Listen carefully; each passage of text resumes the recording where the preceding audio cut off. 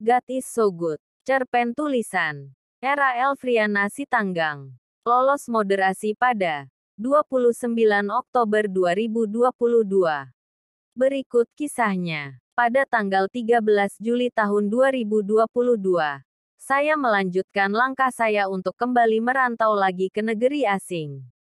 Setelah kurang lebih 7 bulan berada di depan orang tua dan hampir melakukan segala sesuatu hanya dari rumah. Dan selama menetap di depan orang tua yang tinggal di Tanjung Medan, Riau, saya benar-benar hidup sepenuhnya dari orang tua serta menggunakan beberapa simpanan sebelumnya yang saya miliki dari hasil bekerja beberapa waktu sebelum saya balik meninggalkan Tanah Bintuni, Papua Barat tepat tanggal 7 Februari tahun 2022. Di tengah masa pandemi yang marak di mana banyak orang mengalami PHK dan merindukan mendapatkan pekerjaan serta pemasukan untuk memenuhi kebutuhan sehari-hari dan untuk dapat bertahan hidup di negeri orang lain. Justru saya dengan berani dan dengan banyaknya pertimbangan saya memilih dan membuat keputusan untuk keluar dari tempat kerja saya dan memilih untuk kembali ke Riau. Kerinduan saya untuk mengakhiri masa merantau saya adalah untuk berada di antara mama papa dan adik-adik saya yang berada di Pekanbaru. Agar saya mempunyai banyak waktu dengan keluarga serta kerinduan saya terbesar adalah membangun kembali mezbah doa dalam keluargaku yang dahulu di masa kecil dan remajaku.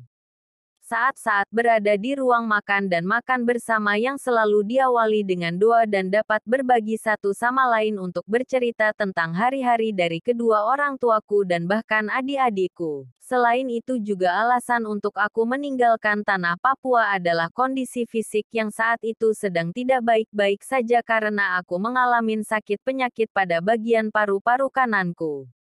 Dan sejak Oktober tahun 2021 aku sudah menjalankan pengobatan di puskesmas dan bahkan rumah sakit umum Bintuni. Sungguh, saat-saat itu adalah saat yang dimana aku merasakan dan dapat mengerti bahwa segala sesuatu Tuhan izinkan terjadi untuk mendatangkan banyak kebaikan dan tergenapinya rencananya dalam hidupku agar aku dapat hidup sesuai yang Tuhan kehendaki. Sebab Tuhan sudah lebih dahulu mengenal Teresia sejak berada di dalam kandungan mamaku. Sebelum aku benar-benar memilih untuk meninggalkan Bintuni saat itu, aku sangat bersyukur dan bahagia Tuhan berikan aku keluarga yang dapat aku miliki di tanah asing yang belum pernah aku datangi sebelumnya. Ternyata, bukan hanya seperti yang aku lihat lewat YouTube saja bahwa Papua itu adalah pulau dan tanah yang sangat indah dan kaya serta subur. Kurang lebih 2 tahun aku berada di Papua Barat.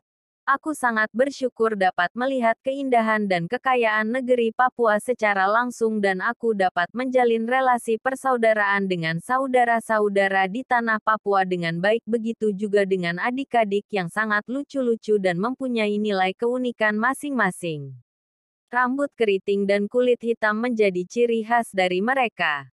Namun berbeda dengan yang biasa saya lihat di berita maupun yang ditunjukin di media-media mengenai pandangan orang tentang Papua dan orang-orang yang asli dari Papua yang sering ditunjukkan media dengan kasar, suka demo dan lain-lain. Kenyataannya dan kebenarannya selama saya berada di Papua, justru saya berjumpa dengan bapak, ibu, teman-teman muda dan anak-anak kecil yang sangat ramah, mudah tersenyum dan baik serta tulus sekali dalam bergaul dengan pendatang, apalagi saya yang merantau ke negeri mereka yang sangat kaya dan banyak pemandangan alam yang indah-indah. Termasuk pemandangan pantai-pantainya yang sangat indah dan airnya yang tenang. Satu lagi yang berbeda dengan pantai-pantai yang ada di Jogja. Pantai di Papua masih jauh dari keramaian pengunjung. Sehingga untuk saya dan yang mencintai sebuah keheningan dan hendak bersatu dengan alam semesta sangat cocok melakukan perjalanan maupun liburan ke pantai Pintu Angin ini. Unik yang saya dapatkan selama di Papua. Di sana baru tahu bahwa di pasar untuk terjadinya jual beli antar masyarakat adalah hampir tidak ada yang saya temui untuk transaksi jual beli menggunakan timbangan selain ikan maupun daging. Saat pertama kali saya menginjakkan kaki ke pasar hendak belanja, saya melihat bahwa cabai, bawang dan beberapa jenis bahan lainnya tuh sudah dibuat di piring kecil atau sudah diwadahi untuk menjadi sebuah tumpukan untuk dijual.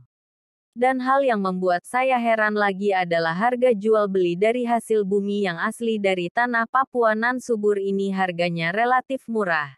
Justru yang harganya lumayan tuh adalah seperti bahan sepatu, pakaian-pakaian dan tas begitu. Melihat betapa kaya dan indahnya Papua serta melihat masih rendahnya pendidikan di daerah ini, saya mempunyai kerinduan dan impian. Kelak, suatu hari saya akan kembali ke negeri dengan untuk membangun dan membuat perubahan yang lebih baik untuk semua masyarakat yang ada di Papua khususnya di Ransiki dan Bintuni agar masyarakat setempat dapat menggali dan melakukan serta membuat bahan pangan dan serta mengkonsumsi segala sesuatu yang berasal dari tanah mereka sendiri untuk dijual keluar sehingga masyarakat setempat tidak ada yang tidak dapat mengelola kekayaan dan kelimpahan yang sudah mereka miliki di tanah mereka sendiri.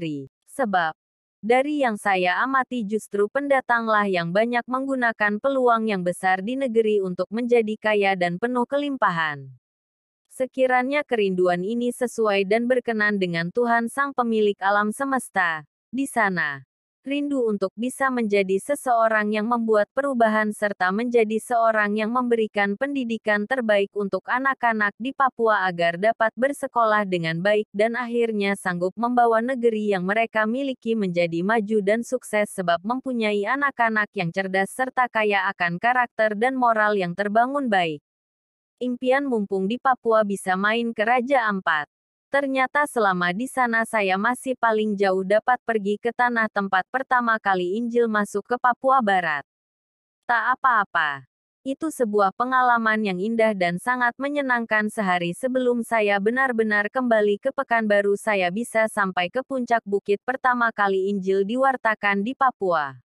Apakah kamu menyangka bahwa waktu Tuhan dan rencana Tuhan lebih besar dari yang dipikirkan? Ini hanya tinggal waktu dan rasa yakin dan percaya saja bahwa sebentar lagi Tuhan akan membawa kaki Tere melangkah dan dapat menginjakkan kaki serta menikmati indahnya pemandangan dan kekayaan negeri Papua yang berada di sorong Raja Ampat itu pasti terwujud.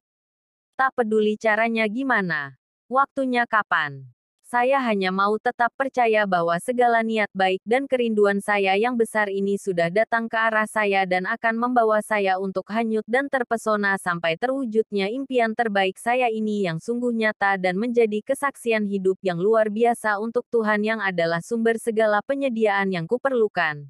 Dan seberapa yakin dan percayanya aku meletakkan segala harapan, mimpi dan cita-citaku serta harapanku yang tidak pernah hilang itu. Tuhan juga yang akan membawa aku bersama dan bertemu serta didekatkan dan disatukan dengan pria yang menjadi pasangan hidupku yang penuh cinta, ketulusan, kebijaksanaan, mulia, jujur, setia dan murni untuk dapat bersama-sama melakukan apa yang menjadi tujuan hidup dari setiap kami yang adalah insan Tuhan. Betapa indah dan bahagianya saya. Saat ini semua terjadi maka saya dan pasangan yang Tuhan berikan kepada saya. Kami akan melakukan perbuatan besar dan ajaib yang dilandasin oleh dasar iman dan Tuhan yang telah membawa kami pada tujuan hidup kami masing-masing.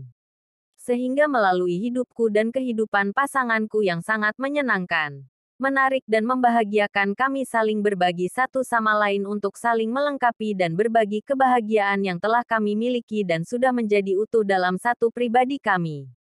Untuk kamu, pria yang kelak menjadi suamiku. Aku percaya, dimanapun kamu berada Tuhan menyertaimu dan menjagamu sebagaimana Tuhan menjaga, memelihara serta menyertai aku dan menjauhkan aku dari segala mara bahaya. Dan saya percaya bahwa yang berasal dari Tuhan akan menemukanku dan bersatu sampai kepada kehidupan yang kekal dan selama melakukan peziarahan di dunia ini. Kita akan sama-sama membangun kehidupan di dunia ini seperti di surga dan akan menjadi berkat bagi banyak bangsa-bangsa dan memberikan makan kepada 5.000 orang di seluruh bangsa-bangsa di mana Tuhan sudah mempercayakan dan memberikan negeri yang menjadi tanah perjanjian untuk kita melalui panggilan dalam sakrament perkawinan yang kudus, satu dan tak terceraikan. Sell aside.